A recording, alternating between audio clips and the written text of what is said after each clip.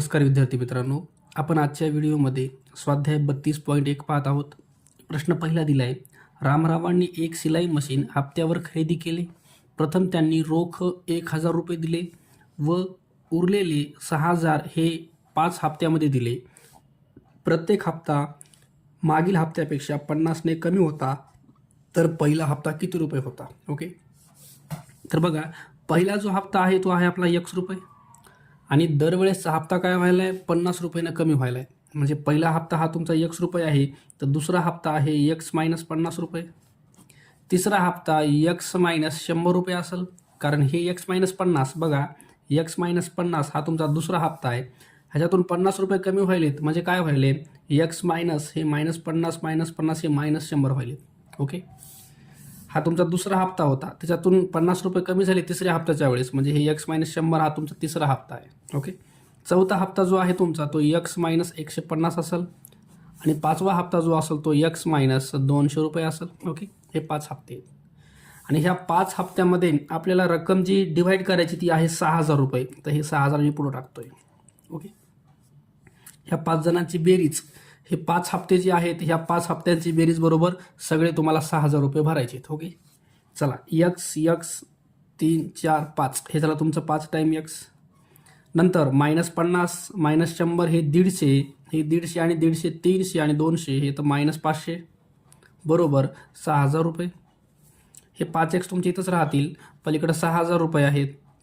हे 500 पलीकडे गेले तर +500 होतील तुमचे. ओके, मग 5 टाइम x बरोबर 6,000 आणि 500 हे तुमचे 6,500 होतील आणि x बरोबर 6,500 भागिले 5, 5 भाग द्या, 5 1 5, 1 उरला 5 त्रिक 15 आणि 0 0, तर x आले तुमचं 1,300 रुपये. ओके, तर x म्हणजे काय आहे? तुमचा पहिला हप्ता आहे. ओके, तर तुम्हाला पहिला हप्ताच विचारला इथं प्रश्नामध्ये, तर पहिला हप्ता यायला तुमचा 1,300 रुपये. पर्याय 2 हे उत्तर असेल. प्रश्न क्रमांक 2 दिला आहे. एका संख्येची 9 पट व 5 पट यातील फरक 144 आहे. बघा, संख्या आपण x मानू.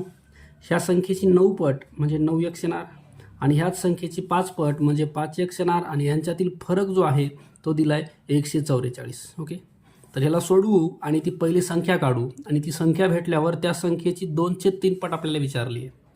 9 टाईममधून 5 टाईम गेले, 4 टाईम x बरोबर 144. मग x बरोबर 144 भागिले 4, 4ने याला भाग द्या, 4 त्रिकोण 12, 2 उरले, 4 सख 24, तर x आले तुमचं 36. ओके, तर ती संख्या तुमची आहे 36. आता ह्या संख्येची 2/3 पट काढायची. बघा, ही संख्या तुमची 36 आहे, 36ची 2/3 पट म्हणजे 36 गुणिले 2/3, 3 भाग द्या, 3 1 3, 3 2 6, उरलं 12 आणि 2 यांचा गुणाकार 24, तर ती संख्या आहे 24. ओके, पर्याय 3 हे तुमचं उत्तर असेल. प्रश्न क्रमांक 3 दिला आहे. 3 अपूर्णांकाचा छेद समान असून अंशस्थानी 10 11 13 या संख्या आहेत. या अपूर्णांकांची बेरीज 2 येते, तर छेदस्थानी किती आहे? ओके, बघा, छेद समान आहे. समजा हे 10 आहे, हे 11 आहे, हे 13 आहे. जर छेद समान असेल तर छेद तुम्हाला एकदाच लिहिता येतो. छेद समजा x आहे आणि ह्या सर्व जे अपूर्णांक याची बेरीज तुमची 2 दिली आहे. ह्याची बेरीज किती यायली? 2 यायली. याला सोडवू आपण. ह्यांची बेरीज करून टाका. 10 20 30, 33 आणि 1 34, हे 34 यायले. हे खाली जे x आहे ते इकडे जाईल गुणाकारामध्ये, म्हणजे हे 2x येतं. 2ला इकडे पाठवा, 34 भागिले 2 बरोबर x, 2ने भाग द्या, हे 17 येईल तुमचं. कळलं का? तर ती संख्या जी आहे x 17 आहे बरं का, 17. x बरोबर तुमचं उत्तर 17 आहे. छेदस्थानी असणारा नंबर 17 आहे. पर्याय 4 हे उत्तर असेल. प्रश्न क्रमांक 4 दिला आहे. 15 रुपयाच्या तिकिटाची संख्या, बघा, हे आहे तुमचे 15 रुपयाचे तिकीट. ओके, आणि इथं आहे 20 रुपयाचे तिकीट. त्यांनी काय सांगितले? 15 रुपयाच्या तिकिटाची संख्या 20 रुपयाच्या तिकिटाच्या संख्येपेक्षा 2ने कमी आहे. समजा 20 रुपयाची तिकिटाची संख्या x आहे, तर 15 रुपयाच्या तिकिटाची संख्या आहे x - 2, 2ने कमी आहे. ओके, एकूण त्यांनी रक्कम दिली आहे 670 रुपये. ओके, आता रक्कम कशी तयार होती बघा. 20 रुपयाचे x तिकीटं म्हणजे हे झाले 20x रुपये आणि 15 रुपयाचे x - 2 तिकीटं म्हणजे हे झालं 15 कंसामध्ये x - 2. बघा, 20 रुपयाचे x तिकीटं म्हणजे हे सगळे 20 रुपयाच्या तिकिटाची रक्कम झाली. 15 रुपयाचे x - 2 तिकीट ही झाली रक्कम. 15 रुपयाच्या तिकिटाची आणि ही सगळी रक्कम बरोबर तुम्हाला दिली आहे 670 रुपये. ओके, ह्याला सोडवायचं आहे आपल्याला.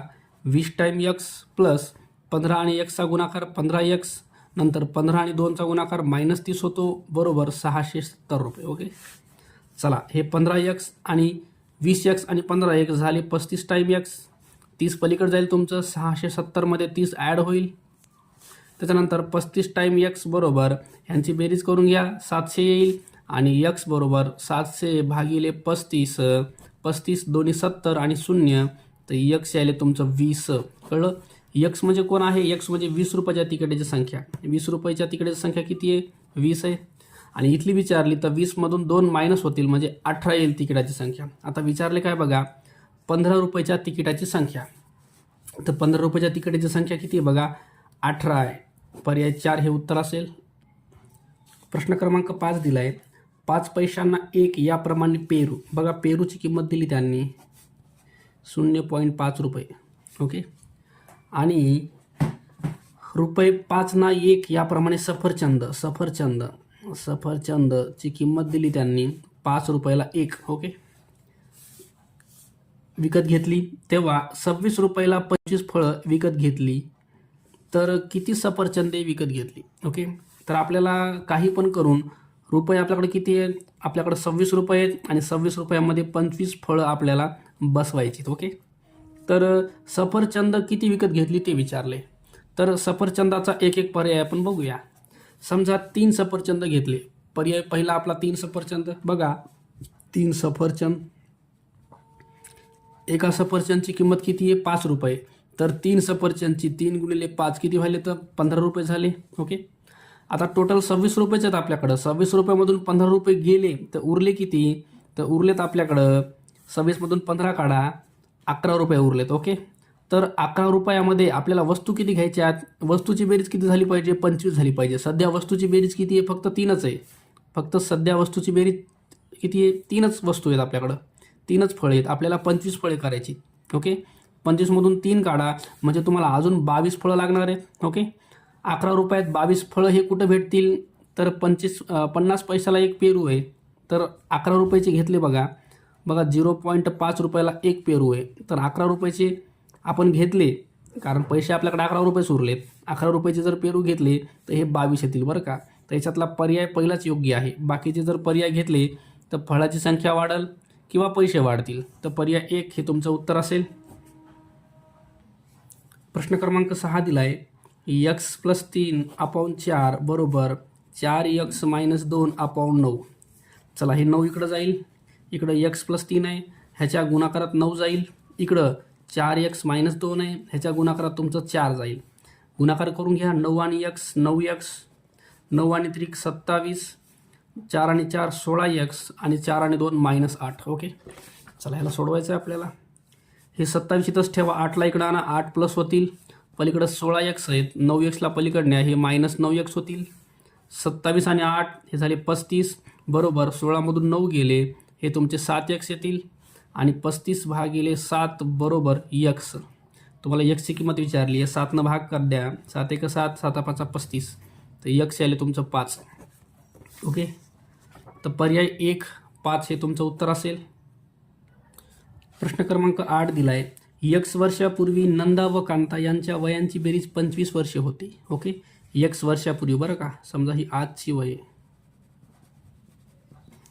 x वर्षापूर्वी त्यांचं वय किती होतं? 25 वर्ष होतं. ओके, आजची वय काढायचं म्हणलं तर ह्या 25मध्ये आपल्याला ॲड करावं लागेल दोघांचे पण x आणि x वर्ष. कळलं का? म्हणजे हे 2x वर्ष याच्यामध्ये ॲड केले, हे झालं आजचं वय बरं का. आता विचारले काय, आणखीन y वर्षानंतर त्यांच्या वयांची बेरीज किती वर्ष असेल? बघा y वर्षानंतर तर आजची वय किती आहेत? आजची वय आहेत 25 + 2x. बघा हे 2x कसे आले? कारण प्रत्येकाचं वय ॲड झालं याच्यामध्ये. कळलं का? दोघांच्या वयांची बेरीज किती होती? 25 वर्षे होती x वर्षापूर्वी. मग आजची वय काढायची म्हणल्यावर त्याच्यामध्ये x आपल्याला ॲड करायचे 2दा. मग आजच्या वयाची बेरीज झाली 25 + 2x. आणि y वर्षानंतरची काढायची आहे, तर हे आजचं जे वय आहे त्याच्यामध्ये 2 टाईम y ॲड करा, हे झालं तुमचा y वर्षानंतरच्या वयाची बेरीज. ओके, 25 + 2x बघा 25 + 2x + 2y पर्याय 3 हे उत्तर असेल. प्रश्न क्रमांक 9 दिला आहे. एका संख्येत 3 मिळवून 3 ने भागल्यास उत्तर 10 येते. बघा एक संख्या घेतली x, त्याच्यात 3 मिळवायचे आणि 3 न भाग द्यायचा आहे, तर उत्तर तुमचं यायले 10. ओके. किंवा त्याच संख्येत 8 मिळवून 7 ने भागल्यास उत्तर तुमचं 5 येतं आहे. ओके. तर इक्वेशन सोडवू आपण. हे 3 तुमचं पलीकडे जाईल. x + 3 बरोबर हे 3 जाईल 10च्या गुणाकारात. तर x + 3 बरोबर 10 त्रिक झालं 30 आणि x बरोबर 30 - 3, तर x यायले तुमचं बघा, x यायले 30 मधून 3 गेले 27. ओके. इथलं सोडू आपण. 7 पलीकडे जाईल. x + 8 इथंच राहणार आहे. 7 चालले गुणाकारात 5च्या, तर x + 8 बरोबर हे झालं 35 आणि x बरोबर 35 - 8, तर x यायले तुमचं 35 मधून 8 काढा 27च यायले बरं का. दोन्ही केसमध्ये उत्तर एकच आहे 27. तर पर्याय क्रमांक 3 हे तुमचं उत्तर असेल 27.